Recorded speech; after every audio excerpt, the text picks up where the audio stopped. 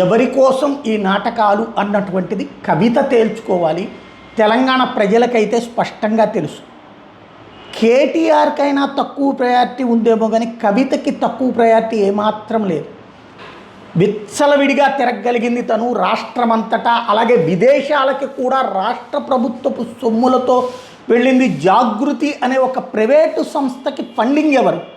రాష్ట్ర ప్రభుత్వపు నిధులు. రాష్ట్ర ప్రభుత్వపు నిధులతో ప్రతి ఏటా కూడా బతుకమ్మ ఉత్సవాల పేరుతో 100 కోట్ల రూపాయలు ఖర్చు పెట్టింది.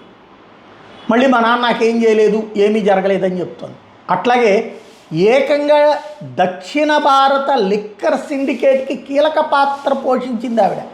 అందుకే అరెస్ట్ అయ్యి జైల్లోకి వెళ్ళింది. దక్షిణ భారతదేశపు లిక్కర్ మొత్తానికి కీలక పాత్ర పోషించండి. ఎన్ని 100,000 కోట్ల రూపాయల చేతిలో ఉండాలి? అంత డబ్బులు ఎక్కడి నుంచి వచ్చినాయి? సొంత ఇల్లు కూడా నాకు లేదు, అపార్ట్మెంట్లో ఫ్లాట్లో అద్దెకుంటున్నాను నేను మా ఆయన అని చెప్పినటువంటి ఆవిడ.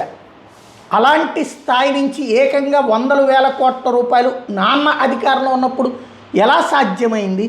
చివరికి అదే కదా అతిపెద్ద కుంభకోణం. మరి నేనేమీ తప్పు చేయలేదు అంటే ప్రజలు నమ్మేస్తారా?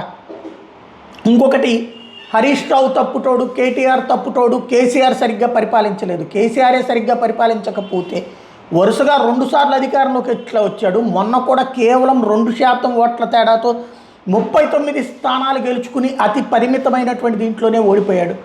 మరి తను వచ్చేటప్పటికి ఎంపీగానే ఓడిపోయినటువంటి పరిస్థితి. చివరికి పోటీ చేయడానికి కూడా అనవసరమైనటువంటి సిచ్యుయేషన్. అయినా కూడా ఆడబిడ్డ కదా అని చెప్పి ఎమ్మెల్సీ ఇవ్వడమా, ఇతర పదవులు ఇచ్చింది కేసీఆర్.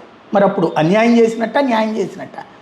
కేటీఆర్ అట్లా ఎమ్మెల్సీనో రాజ్యసభ లాంటి వాటితోనో పోలేదే, ప్రత్యక్షంగా గెలిచాడే. హరీష్ రావు ఎప్పుడు అట్లాగా అడ్డదారిలో పోలేదే, ప్రత్యక్షంగా గెలిచాడే.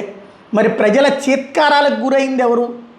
కవితనా, కేటీఆర్నా? అప్పుడు వాళ్ళు తప్పు చేసినట్ట, ఈమె తప్పు చేసినట్ట?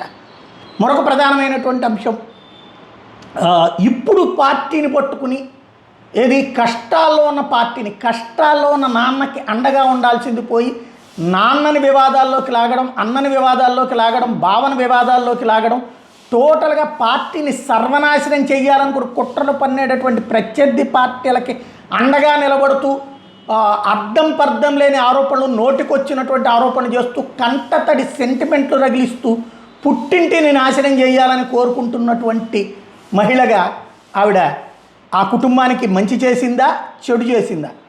నోరు మెదపని కేసీఆర్, నోరు మెదపని హరీష్ రావు, నోరు మెదపని కేటీఆర్. వాళ్ళు సంస్కారవంతులా, ఈమె సంస్కారవంతురాలా? ఇది కదా చర్చ జరగాల్సింది.